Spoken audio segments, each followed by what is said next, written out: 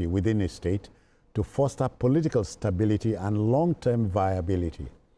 President Bola Tinubu has called on Nigerians in the diaspora to contribute their expertise and resources to consolidating national development and building a stronger and more prosperous nation. The #1 citizen made the call in faraway Yokohama, Japan, during an interactive meeting with select members of the Nigerian community there. The president's interaction with a vibrant representation of Nigeria's diversity offers hope. Let's share the moment with you.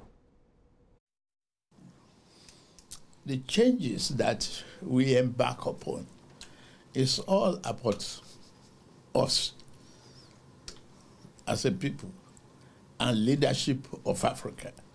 Don't take it lightly.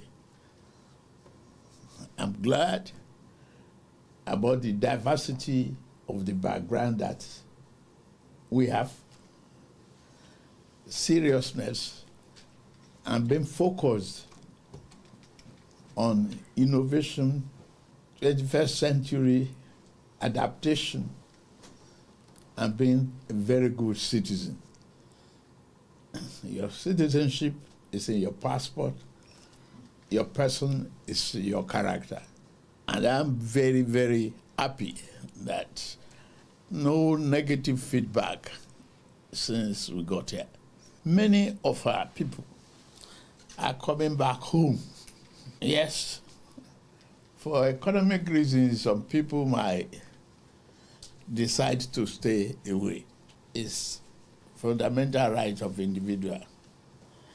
But for the economic growth and opportunity that is available in Nigeria, don't stay away.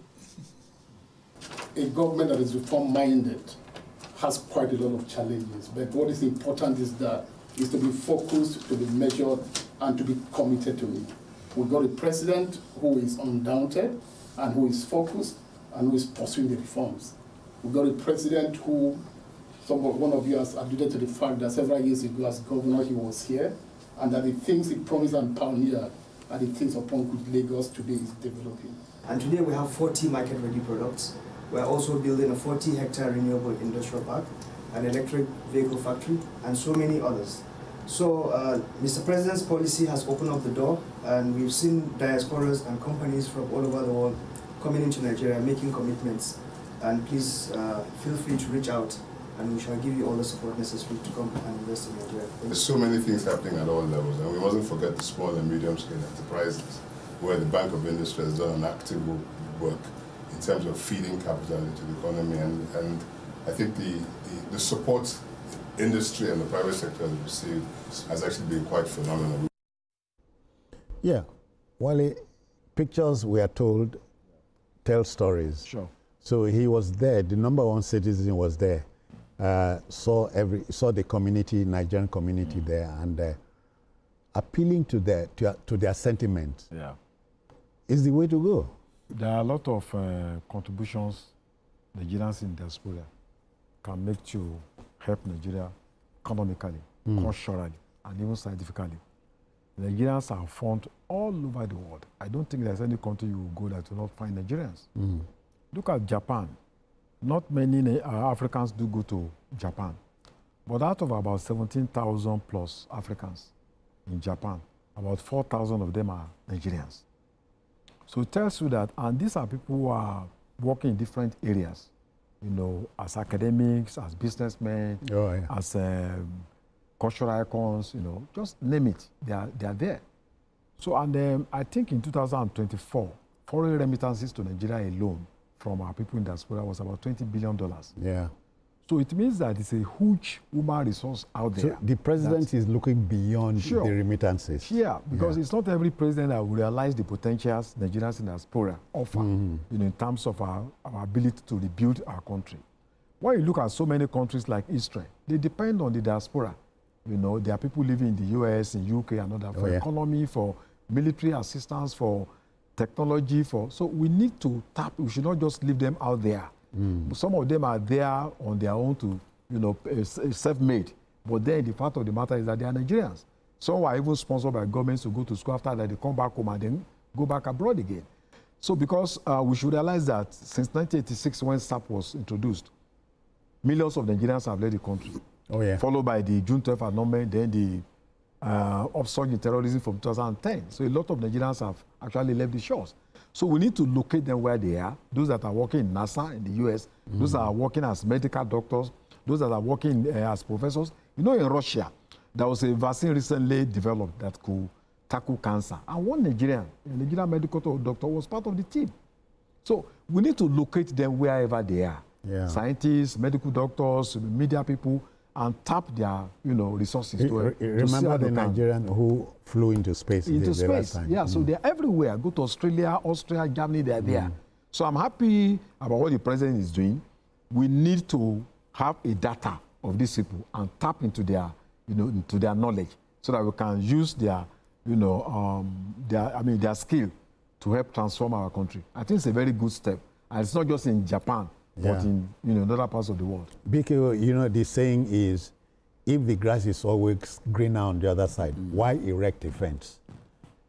So the president is saying, look beyond the fence, look beyond the grass on the other side. Come back home. Join in rebuilding, retooling our country. No, it's not simply telling them come back home. Come and invest in our country. Okay. They can still be over there and make all the money available, but don't forget to invest some of the funds available to you, thanks to your hard work in your current country of residence. Don't forget to invest that money here in Nigeria. And a lot of people who have come home to invest, even in fintechs, they are doing very well. Yeah.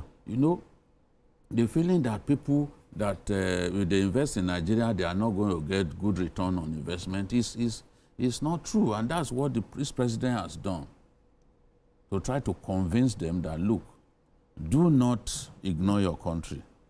Invest in your country. No one is saying, all of you come home and start living in Nigeria. No, that's not the point. Even Americans are going as far as China to invest, to work. Some Americans are learning to speak the Chinese language so that they can work in China. So these things, economic migration is not peculiar to our country. I see people make a lot of noise about, people are abroad. There's nothing wrong about it. Pakistanis are in the UK. So many of them. Indians, there are so many in the UK. Yet India is one of the most industrialized countries in the world. A Chinese, I'm told, is an advisor to a governor in the north. You heard the story. And Chinese are also very many in the UK. So economic migration is not a bad idea. You go to Egypt. In fact, Egypt is concerned about the way doctors are migrating from their country after having been trained.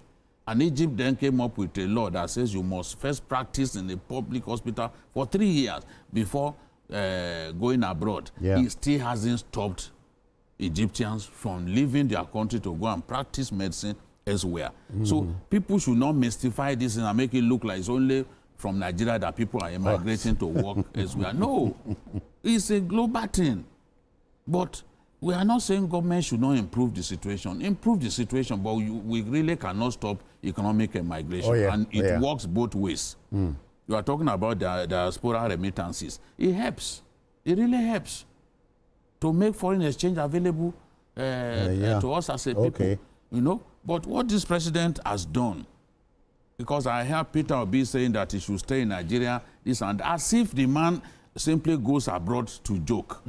Did we not see him now addressing people? He's meeting with other world leaders. He's having engagements with them. He wants them to come and invest in Nigeria. Foreign direct investment will really change a lot of things for us. Can any, MTN, for example, is a foreign company deeply rooted in our country. Look at their contributions to the Nigerian economy. So if the president is going out on this economic diplomacy, trying to get people to come and invest in Nigeria, what is wrong about it? Even I was watching the Prime Minister of India Okay. Also pleading that people should come and invest in India. In his so country, why will our president go on this kind of missions and you will now be shouting that he should stay at home, this and that? That means you don't want us to succeed as a people. Because when those foreign direct investment are very significant. Oh, they are. You may They not are. get them immediately, but when they begin to come in, it will be a win-win situation for us. Look at the Brazilians now. They are going to come and invest in our livestock sector. Is this such a bad thing? And you say they must not travel. Why are they traveling? This as if when they travel, they are going there to access women and women of easy virtue. They are going there to work for the country, to attract investment to the country. Nobody who is in his right senses should be against that. Because nobody can stop a moving train. So let's leave it there. Somebody tried to stop an aircraft the other day. Make you go put leg for train, make I see. Okay then, we'll go on a commercial break. Please stay with us. This is Journalist Hangout on a Sunday. We'll be back shortly.